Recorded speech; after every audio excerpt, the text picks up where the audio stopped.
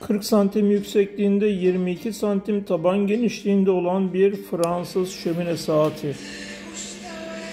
Gövde bronz, alt kayda mermer. Harika bir parça. Sanatçı imzalı.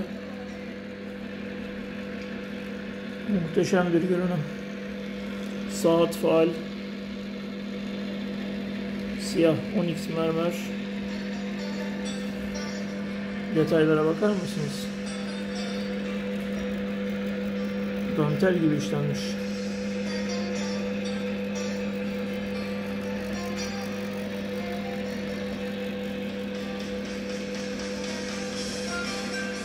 Dönem parçası, hiçbir hata yok.